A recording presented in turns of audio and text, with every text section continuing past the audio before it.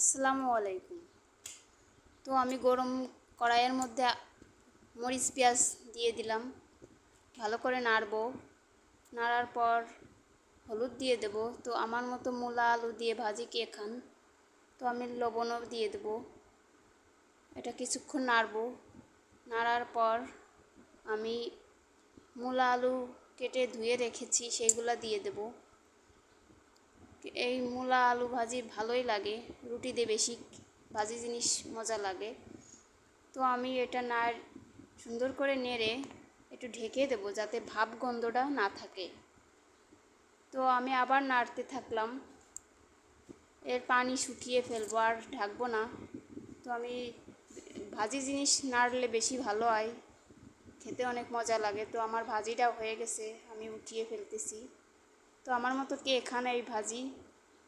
ভালো থাকবেন। আল্লাহ হাফেজ।